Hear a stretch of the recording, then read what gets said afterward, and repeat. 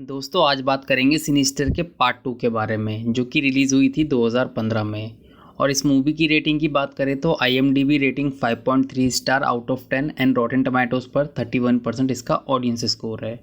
अब दोस्तों इस मूवी को समझने के लिए आपको पार्ट 1 की स्टोरी काइंड ऑफ जानना ज़रूरी है, तो मैं अपनी पहले पार्ट की वीडियो की link description and I button में शेयर कर दूंगा, आप वहां से जाकर देख सकते हैं। और इस वीडियो में मैं आपको इस स्टोरी के डीमन के बारे में कुछ इंटरेस्टिंग फैक्ट्स बताने वाला हूं, तो वीडियो को एंड तक ज़रूर देखें। So without wasting any time let's get into the movie now.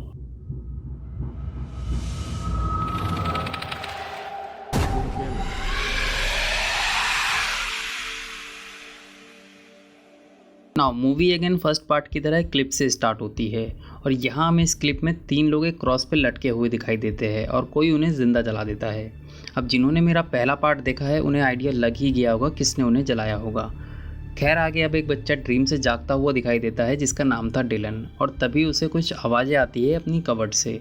यहाँ हमें दोस्तों डीमन बुगल दिखाई देता है। जी हाँ दोस्तों, डीमन बुगल हमें यहाँ पहले ही सीन में दिख जाता है और वो कबर्ड से बाहर आता हुआ दिखाई देता है। डिलन उसे देख काफ़ी घबरा जाता है और अपने बेडशीट के अंदर छुप जाता है। एंड सडनली हमें दिखाई देता है कि उसके पीछे उसी की तरह एक बच्चा, जिसे देखकर वो एकदम से डर कर उठ जाता है। अब नेक्स्ट मॉर्निंग हम वही पहले पार्ट वाला officer deputy so and so को देख पाते हैं। अब वो एक चर्च में जाता हुआ दिखाई देता है जहां हम उसे एक कन्फेशन चैम्बर में देख पाते हैं और फादर और उसके बीच बातों से जान पाते हैं कि वो अब डेप्यूटी नहीं रहा, क्योंकि उसने एलिसन को काफ़ी कॉन्फिडेंशियल इन्फॉर्मेशन लीक की थी, इसीलिए उसे डिपार्टमेंट ने फायर कर दिया था। अब वो एक प्राइवेट इन्वेस्टिगेटर की तरह काम कर रहा था और अपने फ्री टाइम में उन सारे घरों को जला रहा था जहाँ भी डीमन भूगोल गया था, ताकि भूगोल का वो पैटर्न टूट जाए और एलिसन के साथ जो हुआ वो और किसी के साथ ना हो। चर्च में डेप्यूटी फादर को बोलता है वो सारे घरों को जला तो रहा है, बट उसे लगता है ये सब दोबारा फिर से होगा, और कब होगा और कहाँ होगा इसका आइडिया उसको नहीं है, बट होगा ज़रूर। फादर डेप्यूटी को इन सब से दूर रहने के लिए बोलते हैं और कहते हैं कि तुम एविल को तो नहीं रोक सकते, लेकिन उससे खुद को ज़रूर बचा सकते हो। नेक्स्ट सीन में अब हमें सुपरमार्केट में एक सिंगल मदर दिखाई देती है जिसका नाम था कोटनी, जिसके 2 ट्विन बच्चे थे जिनके नाम थे जैक एंड डेलन। जी हाँ दोस्तों, डेलन कोटनी का ही बेटा था। तभी कोटनी नोटिस करती है कि उसे कोई फॉलो कर रहा है, तो वो अपने दोनों बच्चों को लेकर सुपरमार्केट से भाग जाती है। अब वो आदमी एक प्राइवेट डिटेक्टिव था जिसको कोटनी के हस्बैंड ने हायर किया था उसका एड्रेस जानने के लिए। अब कोटनी का हस्बैंड क्लेंट वो एक एग्रेसिव और अब्यूसिव इंसान था, जिससे भागकर कोटनी अपने दोनों बच्चों को लेकर दूर आ गई थी। अब वो अपने बच्चों को लेकर एक फार्म हाउस में जाती हुई दिखाई देती है जहाँ वो क्लेंट से छुप कर रह रही थी। अब डिलन को रात में अक्सर नाइटमेयर आते थे और उसके घर में उसके साथ 5 और बच्चे रह रहे थे जिनको डीमन भूगोल अपने साथ सोल वर्ल्ड ले गया था, और इन्हीं बच्चों को हमने पार्ट 1 में भी देखा था दोस्तों। खैर डिलन ही बस इन बच्चों को देख पा रहा था। अब उनमें से एक बच्चा जिसका नाम था माइलो, वो आकर डिलन को उठाता है और बेसमेंट में लेके जाता है जहां माइलो एक प्रोजेक्टर सेट करता है, और उनमें से एक और बच्चा जिसका नाम टेड था वो आकर डिलन को एक मूवी देता है और उसे बोलता है कि ये मूवी उसने बनाया है। क्लिप में अब हम एक फैमिली को देख पाते हैं जो कि क्वालिटी टाइम एक दूसरे के साथ स्पेंड कर रही होती है। फिर दोस्तों सीन कट होता है। अब हमें पूरी फैमिली पानी के ऊपर लटकी हुई दिखाई देती है और पूरी फैमिली को एलिगेटर आकर खा जाता है। डिलन ये सब देख नहीं पाता है और वहाँ से भाग जाता है। अब जिस फार्म हाउस में कोटनी रह रही थी उसके पास एक चर्च था, और उसी चर्च में डीमन भूगोल ने माइलो को पोजेस्ट कर लिया था और उसके बाद माइलो ने अपनी पूरी फैमिली को मार डाला था। अब डेप्यूटी उस चर्च को जलाने के लिए निकल पड़ता है क्योंकि उसे लगा था कि वहाँ आसपास कोई नहीं रहता है, बट वहाँ पहुँचने पर कोटनी उसे रोक देती है और कुछ उल्टा सीधा सुनाती है, क्योंकि कोटनी को लगा ऑफिसर को उसके एक्स हस्बैंड ने भेजा होगा।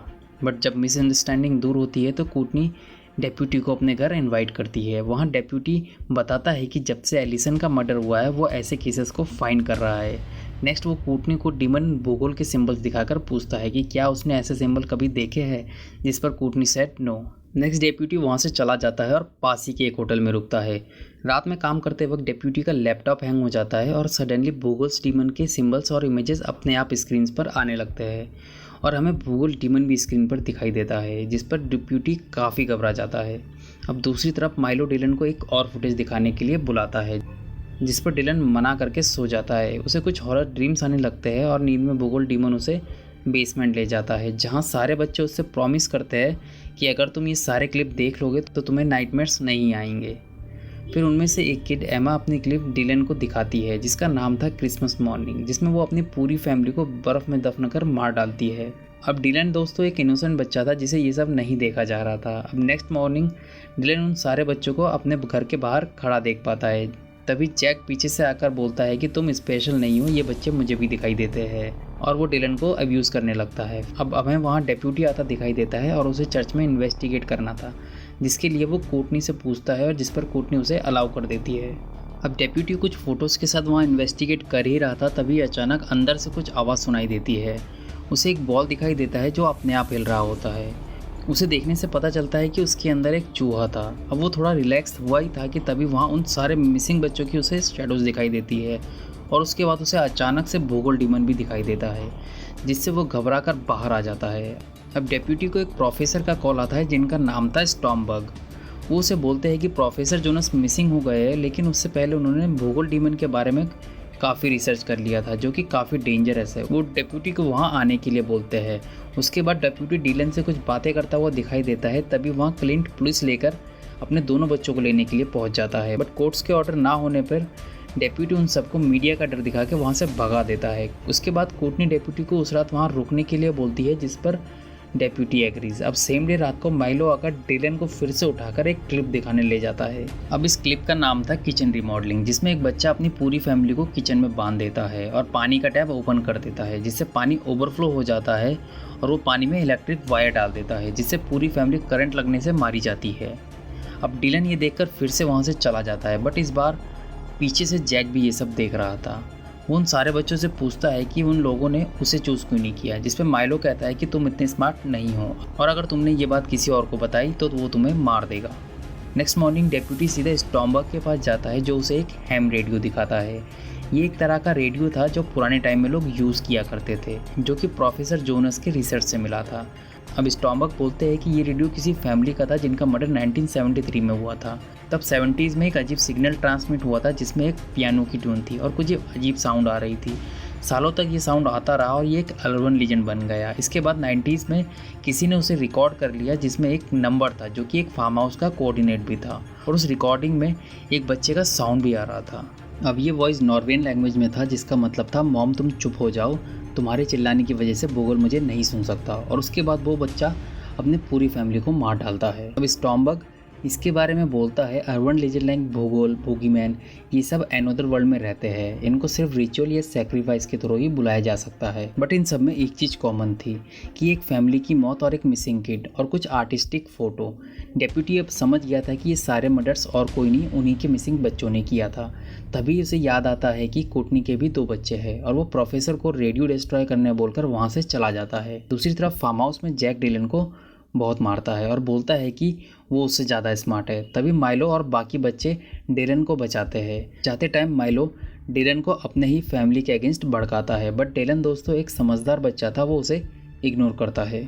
अब उनकी माँ जैक को डांटती हुई दिखाई देती है, बट जैक दोस्तों अपनी मॉम को ही अब्यूज़ करता दिखाई देता है, जिस पर कोर्टनी शॉक हो जाती है। रात को डिलन को फिर से नाइटमेयर आते हैं और वो फिर से बेसमेंट में पहुंच जाता है। इस बार माइलो अपनी क्लिप उसे देता है और कहता है ये सबसे बेस्ट क्लिप है। डिलन देखने से मना करता है, बट वो बच्चे उसे बोलते हैं कि भूगोल गुस्सा हो जाएगा।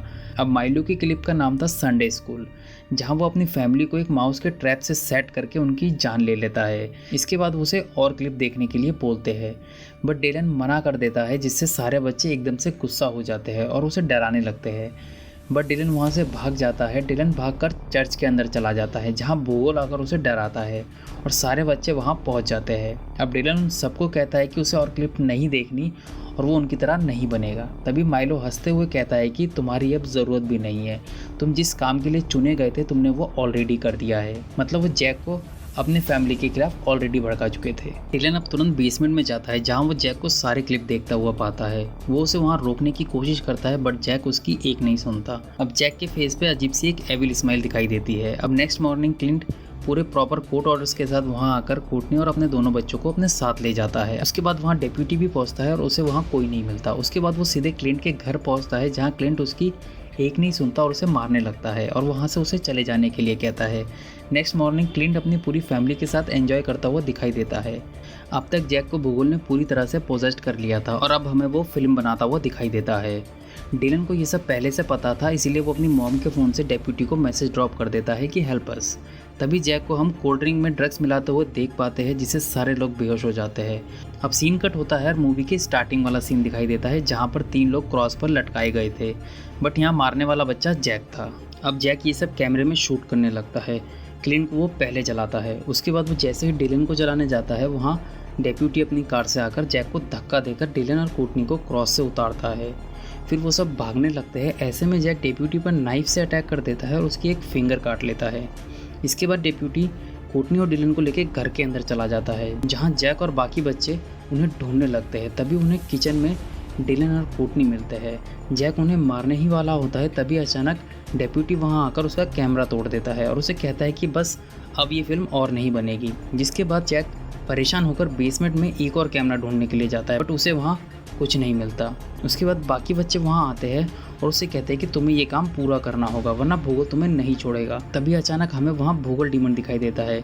वो जैक के कंधे पे हाथ रखता है और जैक पूरी तरह से डिस्ट्रॉय होने लग जाता है। अब लास्ट सीन में हम देखते हैं कि डेप्यूटी कोर्टनी और डिलन को अपने साथ टाउन लेके जा रहा था और अपना सामान लेने वो वापस होटल जाता है। वहाँ रूम में उसे वही हैम रेडियो दिखाई देता है जो कि हमने स्टॉमबर्ग के पास देखी थी। रेडियो से एक बच्चे की आवाज़ आती है और कैमरा रेडियो पर जैसे ही जूम होता है, हमें अचानक भूगोल डीमन कैमरे पे दिखाई देता है। अब ये मूवी दोस्तों यहीं पे दी एंड हो जाती है। सो दोस्तों ये थी सिनिस्टर 2 की स्टोरी। अब दोस्तों बात आती है फिल्म में दिखाए गए डीमन की।